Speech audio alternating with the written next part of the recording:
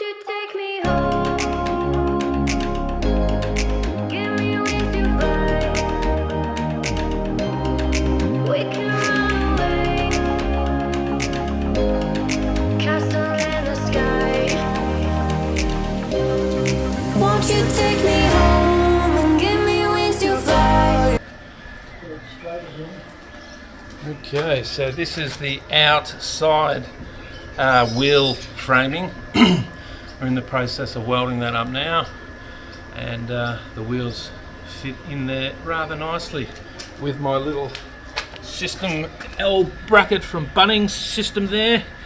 These things here are actually going to hang out a bit more over the bars, but that's going to work to our advantage. We were thinking of cutting it off, and then I realised, but the outdoor box will sit on that as well as the two long bars in the middle. So here we go. Alright, we're making some progress here, folks. There's the wheel surrounds there on either side. We haven't welded it all up yet. We've had a few little minor mishaps. We were going to use the same box tubing here for the supports, angled supports, but we've got a bunch of this flat stuff over. We're just using this bit as an example. It's a bit thin. Got a thicker bit over here, and we're going to use that instead of making funky little cuts in box things to make it fit, you know. That's what we're going to do. We are one piece short down the back here. Got to go to Bunnings and get one more piece, but we're getting there. Alright, folks, starting to look more like a trailer now. We just got to do some more welding. There's a few places here and here that need welds and that, but that is basically how it looks. The wheels go in here and here and here and here. We're going to fabricate a drawbar system out of angle and some thick tubing. You'll see all that as it's being done. There's Pete over there. We're having a well-earned pastry break lunch, and yeah, more updates to come.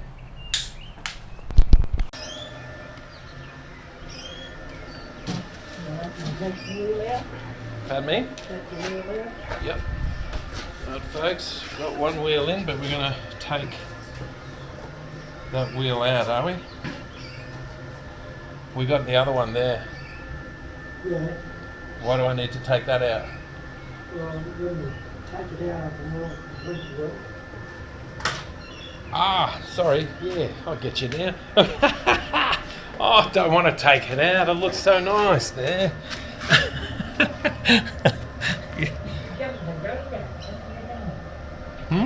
Jumping the gun. Jumping the gun goes. All right. Okay. So we've done these brackets for the back wheels. All welded on, not cleaned up yet. And all these other wheels are in place, ready to be welded. All measured up nice. Now, I don't know if I told you before, but when this trailer is utilised on the quadricycle prime mover, it'll only have the back wheels, not all four.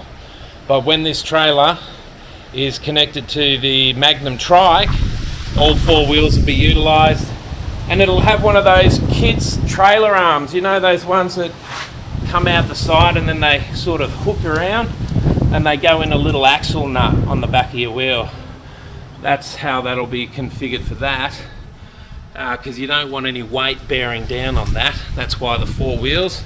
But when my first silly iteration of the trailer had four wheels, and I had that kid's trailer arm on the back of the Rigsy's prime mover, and there was just no weight over the drive wheel on the quaddie of the prime mover, and it was slipping even in the slightest incline. So we realised now that it really needed to be designed the same way as the caravan trailer on Rigsy, in terms of just two wheels on the back and a lot of weight down the front. So on the front of the thing is where the battery and the electrics are, and on the back I have the Waco fridge, but I can move that if I need to. And in the middle was all just closed food and stuff like that, and tents and whatever. So anyway, we're having a bit of a break. Pete's gone down to pick up his daughter from school, and then we come back, we weld up these two 4L brackets, and then we got to do the drawbar, which is a combo of these things here and table here and this little thing from Bunnings.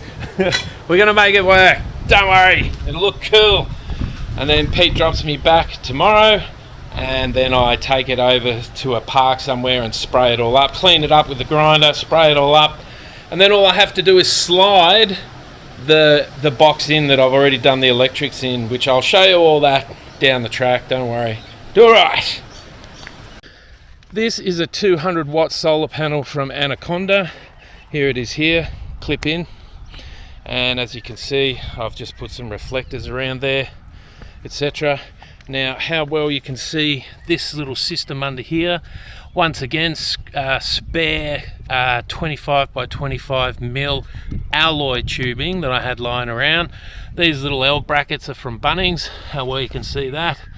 And I've drilled through and drilled up, and I put it all on and did all that funky shit. This is this thing here, right? This box is an outdoor box from Bunnings, ABS plastic, UV treated, 567 litres or something, and as far as I'm concerned, I can't fault it at the moment. I'll take you in there in a minute and show you some of the reasons why. It's got actually a metal locking system up in there, as opposed to other ones that Bunnings have and other stores where it's just plastic, and you can basically cut the lock open with a Stanley knife or a cigarette lighter. It's hilarious. And they were even more expensive than this. This was $249. I'll show you a picture of it now. Clip in.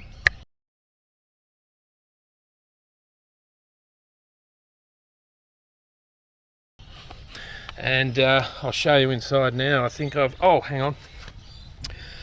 These are tough wheels. I got them from this place here. Clip in.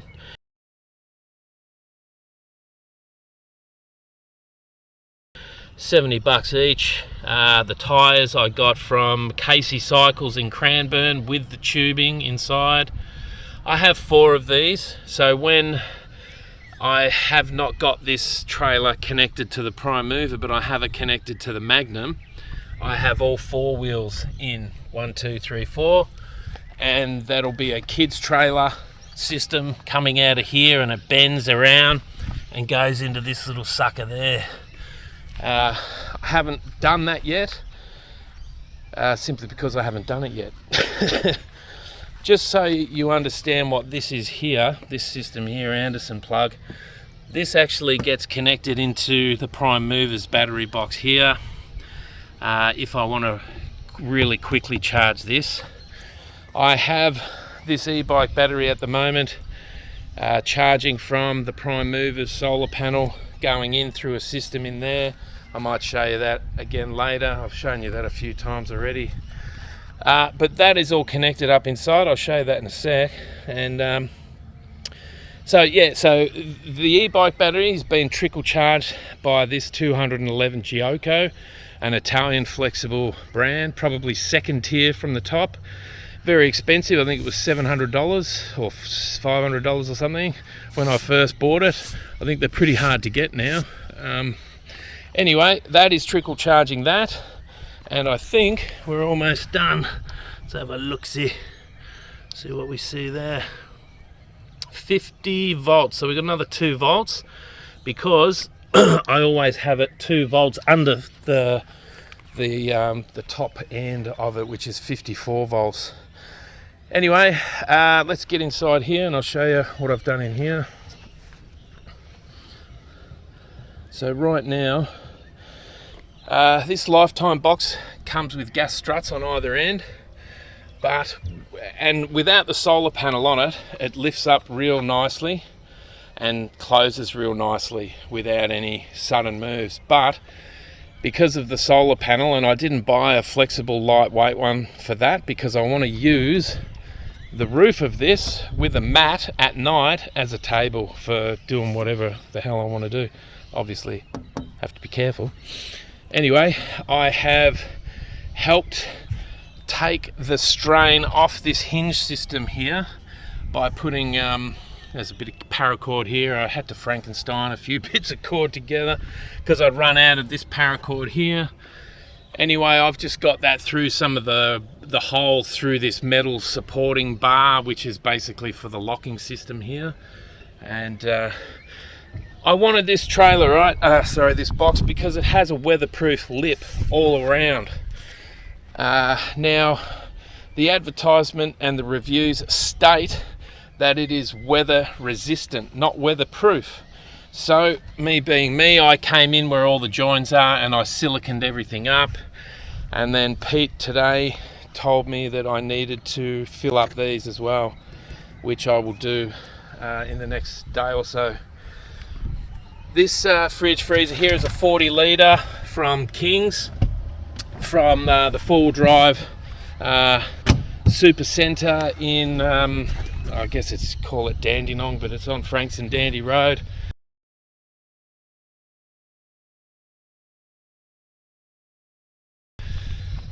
Also, I bought this battery. It's 100 amp hour LiPo 4, so lithium iron phosphate, and I've got it all connected. I connected a whole bunch of stuff on a piece of wood there, and then drilled holes through and bolted that into the side or the front of this lifetime box.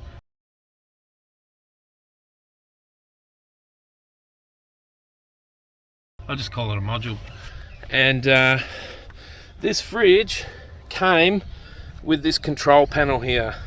So it reads your volts. You get 2 cigarette accessory things, one for the fridge and one for the inverter here, which I haven't connected up the 240 volt outlet for yet, but I will. And then there's some USB little doodads here. These are shit. It's a 5 volt 1 amp and a 5 volt 2.1 amp. I wouldn't never accept anything under 2.1 amps, but it came with the fridge, so I'm utilizing it, but I'm actually going to rip it out. The 3 point whatever amp ones are much better, so I've got a bunch of them. I'll whack them in. Okay, so let's run you through this. So these are the solar panel cables coming in.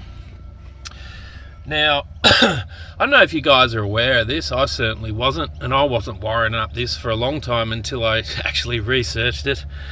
When you're wiring up a battery, you go positive and then negative. But when you're wiring up a solar charge controller, so they say, you go negative then positive. And when you are disconnecting, you go the reverse. So you would go positive and then negative for the solar charge controller, but for the battery, you would go negative, positive, like that.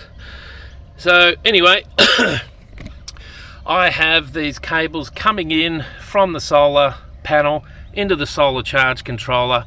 From the solar charge controller, I have them going into a bus bar. I highly recommend you always use bus bars, guys, because you never know what extra stuff you're going to put in. And from the bus bar, it goes into the battery, but before it goes into the battery, it runs through a disconnect system, circuit breaker, a 60 amp circuit breaker. And whenever I want to walk away from this trailer, put it into the storage shed and go do whatever I need to do, I just click that red button, if you can see it on the thing, and then that stops any parasitic draw from happening.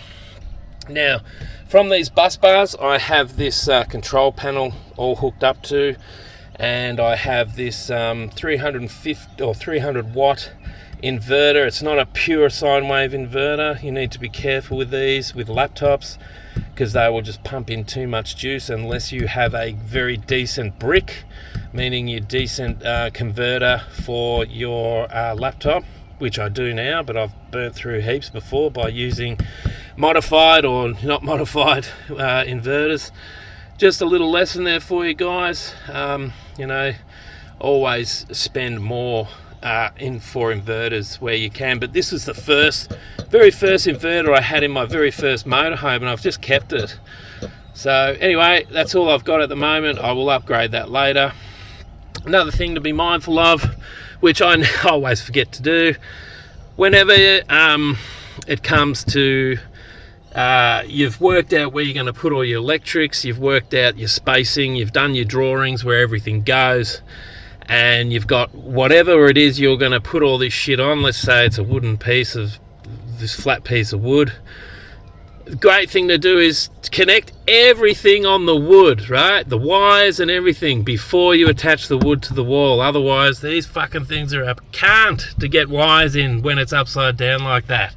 My God, you'd think I would have learnt after about the 12th time I've done this. But no, I haven't. It's just... Anyway, there's heaps of shit to go in here, but I am here doing a bunch of stuff. I've got to put a flag on. I've got to fuck around with this awning. I've got 240 volt plugs that need to go in. Where I'm going to put these, I don't know yet, somewhere. I've got to silicon up a bunch of holes that I've put in there that I haven't siliconed up yet, like down in here. I have to drill through the lifetime box once again, different holes. I've made a whole bunch of holes here where they were connected in the old trailer's frame. They've got to be covered up. I've got to drill more holes so that's permanent, it doesn't move. And yeah, bunch of stuff to do. The flag, the awning, yeah. All right, let's do that. Hey, it looks pretty bloody cool.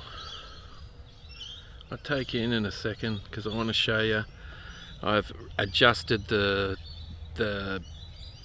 bar, the towing bar, to the so there's not so much pressure on it. But I'm just having a bit of a perv here on my new trailer. All right, let's take you in and have a look.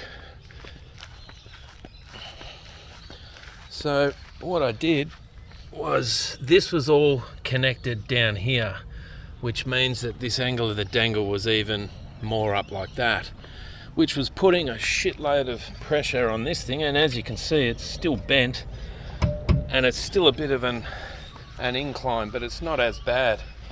Probably hard for you to see, but this ground is not level either, but I do need it on some kind of an angle to put as much weight down on that drive wheel over there as possibly can. But where I had it before, it was just too much of an angle and it was bending the shit out of that thing. That angle thing there with the holes in it, that's just a shelf support from Bunnings as well. Pete, we might have to just weld another support in there, mate. Something to, another. I've still got some of that flat steel stuff left, so we might just have to weld another piece of that up beside that one there. So anyway, that is what it is. What else did I want to show you? I come over here for a fucking reason. Oh yeah, I'm going to do the flag now. I'm going to put the flag on the outside section here, so whichever way I'm going down the road, the flag is always closest to the cars. So that's what I'm going to do now. But I'm just having a bit of a perv. I mean, it looks pretty fucking silky smooth. I've just lashed it down so it wouldn't slide off when I was bringing it over here.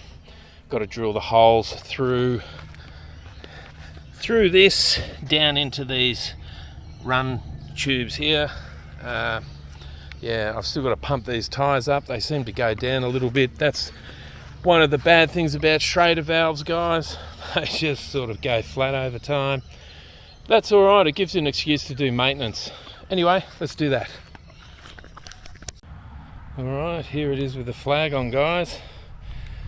Basically, the little bracket that came with this thing, I think it was $18 from 99 Bikes in Carrum Downs, had a little bracket that fits exactly over 25mm square tubing, whether it's alloy or steel. I just drilled some holes, ran some self-tappers through there. Oh, I haven't done that up very well. Oh well, I'll do that in a sec.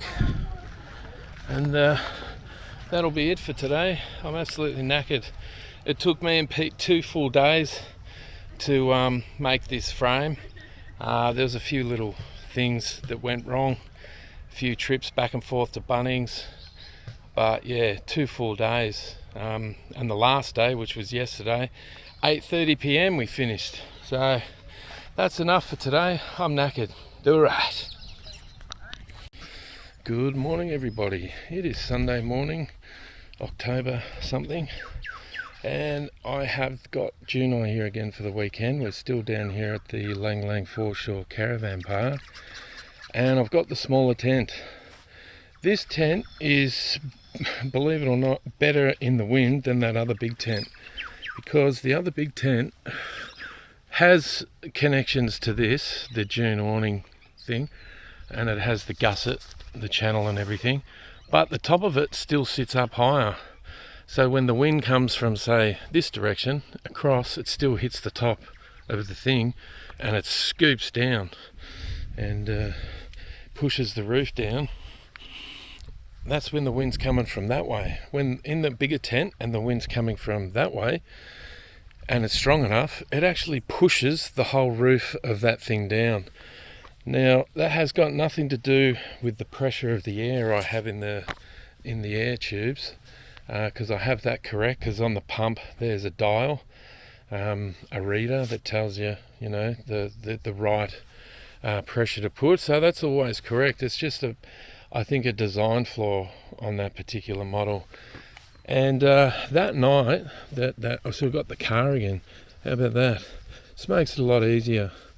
That night that big windstorm came through at like 3 in the morning, there was no warning, and if there was a warning, it came in after midnight, and me and Junai were already asleep. So what I've done as a precautionary measure, I have lashed it down with 3 lash straps, just basically rope and whatever, on each side. And since then there has been another sort of a windstorm, not as bad as that one the other night, but bad enough that I would have needed to have wedged Rigsy again in between some houses if I hadn't lashed it down. Now by that stage I had removed the tent and I hadn't even brought this one back yet. I was just here for a week by myself in the rig with the annex, the dune awning coming off, and it got windy as all buggery one night, again in the middle of the night.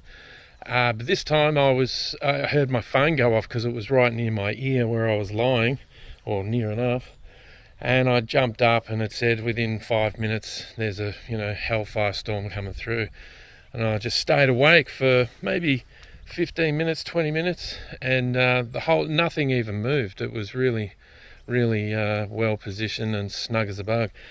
So that works good. So that has to be something I have to keep in mind, that I'm not always going to get a warning when I'm awake. So I mean, it only takes sort of 5 minutes to do what I've done there with those 3 lash straps. So, and this tent is a lot smaller. That's half the size of the other one actually, but if we still get everything in there, I'll show you in there. I've actually taken a lot of stuff out because Junai's going home today, so a lot of the bedding is out.